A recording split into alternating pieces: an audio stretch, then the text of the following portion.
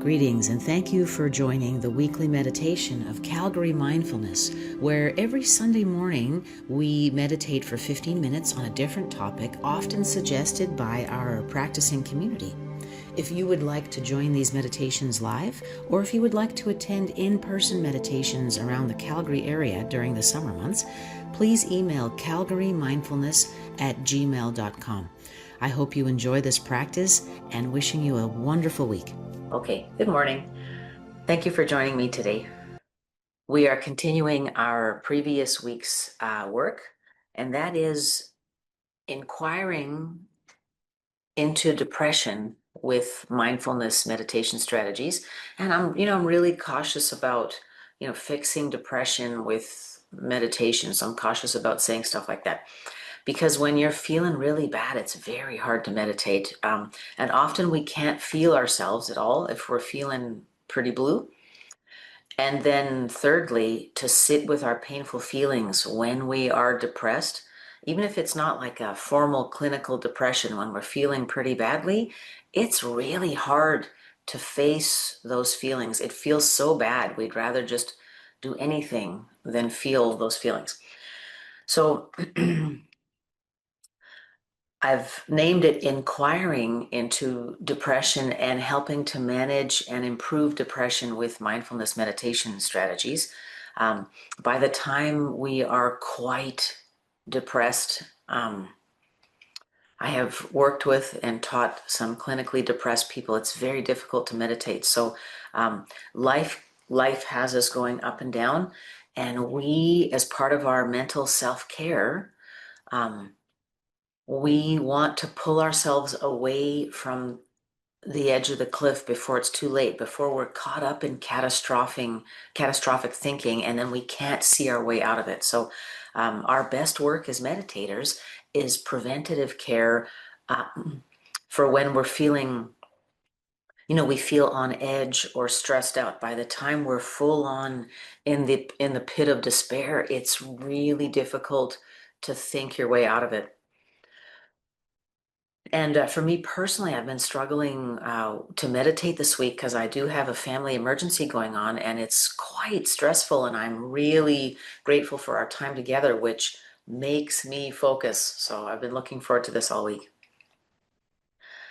Let's begin by getting into our mindful body. We'll do a short body scan. Last week, we spent more time on the body scan part than we did with the mindfulness of thoughts. So today we will flip that ratio and spend more time with the thoughts.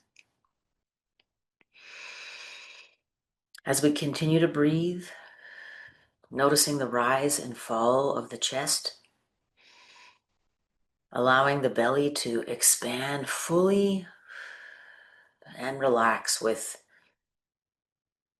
a pretty noisy breath.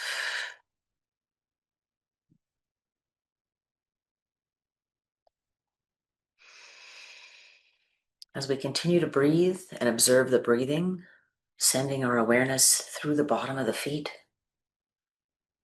traveling up the body slowly.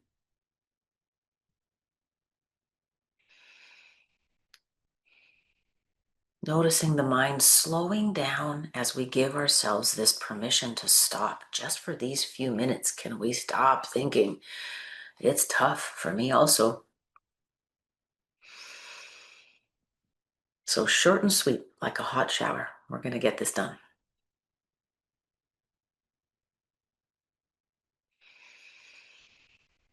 Sending our awareness up through the body. Stopping to rub the belly. And just let it all hang out. And just reminding ourselves of how many neurons the belly contains and how much stress and unease we store here. And when something serious goes wrong with the body, that's usually where it happens. So let's be really tender with this very special place.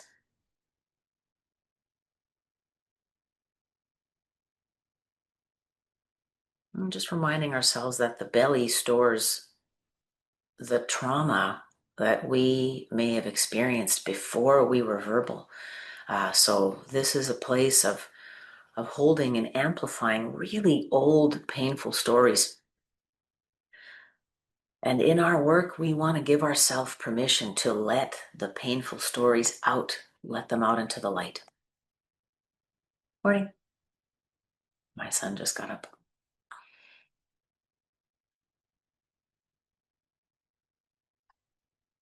And sending our awareness up through the torso towards the heart, stopping to rub the heart.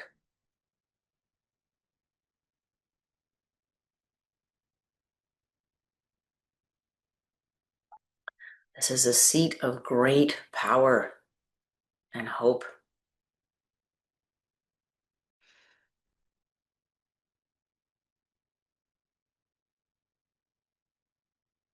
Modern people feel that we think with our heads, but actually ancient people like Hebrews felt that thinking happened with the heart.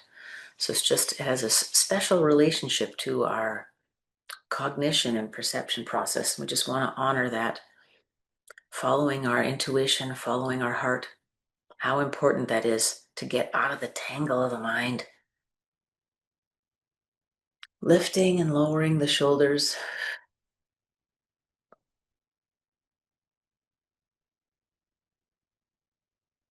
And just reminding ourselves that it is only in tension that we can understand relaxation.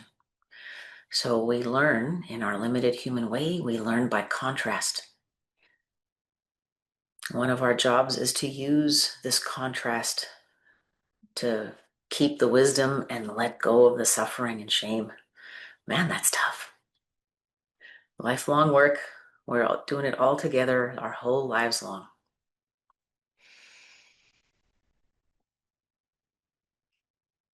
And sending our awareness up into the neck, relaxing the neck, stretching out the neck a little bit. Noticing where we're stiff and tired. Perhaps planning to come back to that later so we can give the neck a little more attention. And finally, relaxing the face. Relaxing between the eyebrows. Noticing the lift of the face into a smile. And stretching up the cheekbones with our smile. And sending our awareness out through the tops of our heads.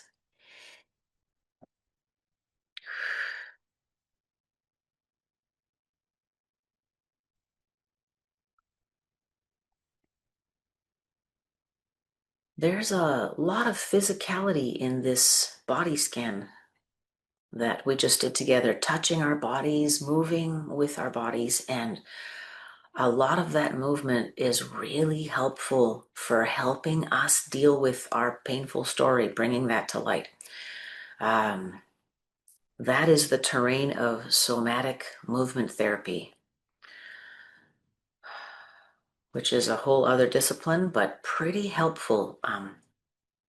Pain is stored in the body physically. And you really see this with PTSD survivors who, for example, veterans who've experienced, like they've been in explosions and stuff. The way they twitch, it's a constant reminder of the body's response to the explosion. And so there's a lot for us to learn in conducting and embracing our bodies gently.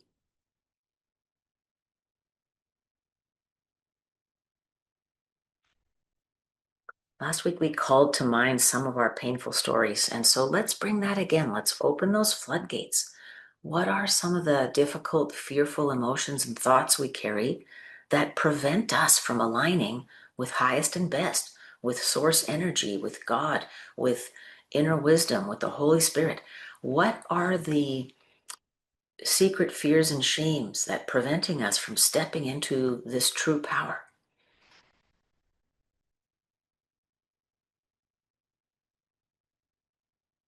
Perhaps we look at the circumstances of our lives and think, I've failed here or there. I've been unreliable, unethical here or there. And so we feel unworthy. And so looking at places where we feel unworthy, to be very powerful, to be open and honest, to recover from our trauma and pain, to let it go and move on without fear.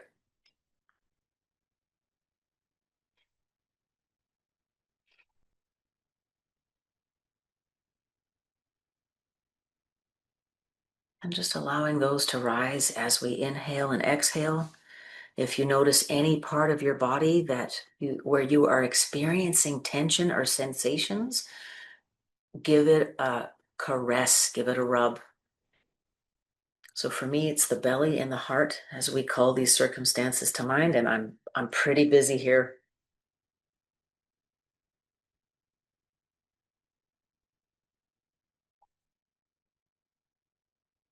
I'm just thinking about my cat Balthazar when he was a kitten. He's almost 11 now. My sister's dog, a beagle with strong hunting instinct, tried to get him, and he made it to the fence in the nick of time. Oh my, it was so fast. So he is terrified of dogs, and there's no hope. There's no hope of him ever not being terrified of dogs now. That is it. One experience, one and done. And we're like that too, hey? If we do not process our pain, we're stuck in that world of instinct, survival, fearfulness, protection. And when we are in lockdown defense mode, how can we be open-hearted and achieve our highest and best and give our highest and best to ourselves and others? It's not possible. So looking for those painful thoughts and stories that have us in lockdown, that have us stuck in a trance of, I can't move on from this.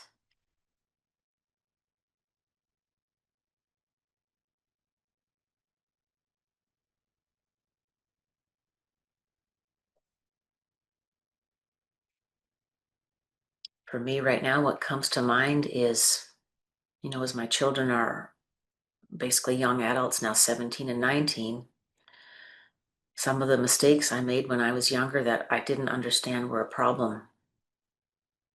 And I think, I should have done this. I should have done that. If only I'd done this, this would be better. They'd be fixed, this, that, and the other. So, there I am in the business of my young adult children thinking something I could have done 15 years ago would have prevented something happening now. It's very not helpful, right? That I have failed as a parent. I have been self-absorbed, blah, blah. So that is on my mind a lot.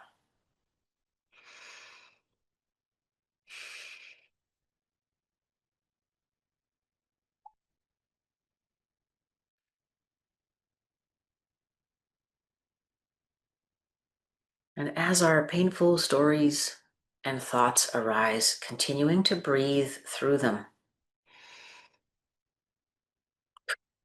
noticing where tension collects in the body and allowing it to be released.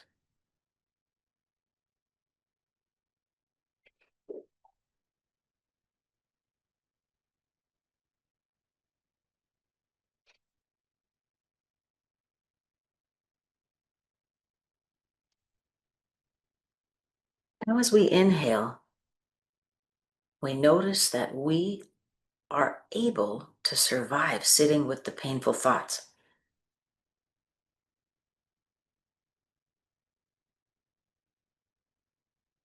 Because sometimes it feels like painful thoughts are going to kill us, especially if you've experienced severe grief. The death of a loved one in the family or a pet, right? It's terrible. And it's so hard to breathe. And each breath is painful. So as we continue to inhale, we remind ourselves, hey, I'm strong enough to do this.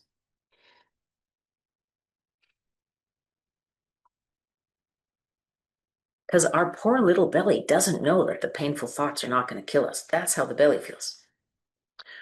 But we are bringing in the rest of the big brain, the big heart to help sort that out.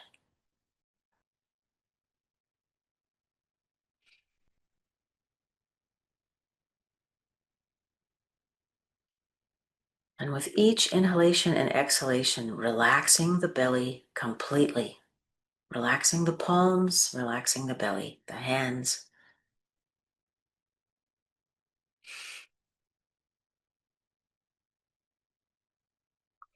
You might get warm and twitchy as painful thoughts arise and you breathe through them. That is very normal, that it's hard to sit still. It's okay to move. Allow your body to do what feels right.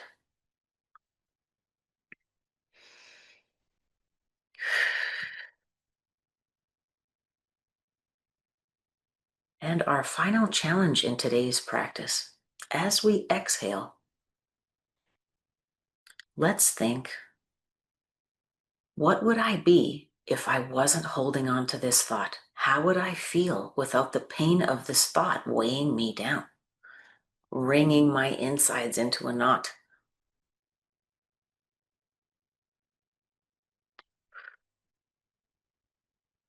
And for the length of the exhalation, we let go. We let go of the pain, the physical pain in the body. Inhaling, reminding ourselves that sitting with the pain is not harming us. And as we exhale, enjoying a moment of freedom from the tension. If we're stuck somewhere, the tension's coming right back after the exhalation. But with practice, we will be able to hold that release for longer than one breath cycle. So let's try it out. Inhaling. Hey, I got this. Exhaling. I can let this go.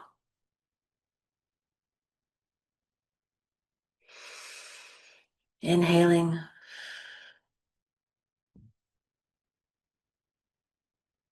And exhaling.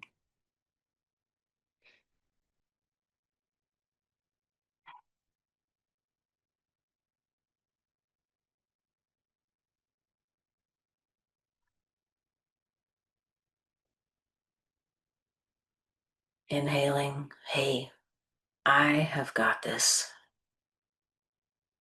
Exhaling. What does it feel like to be free of it for just a moment?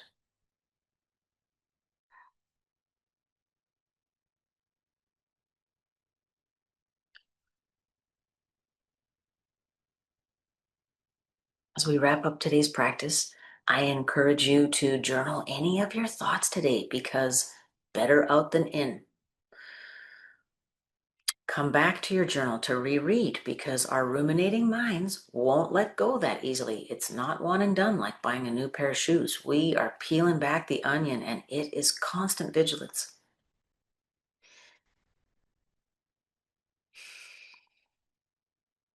If any of you have had a baby, do you remember like being in labor, sort of rocking and making noise? That whole thing. That is pretty helpful for a meditation like this. If you are interested in taking this up over the week, be very physical with your vocalizations and your movements. It so speeds up the release of what we are holding in the belly.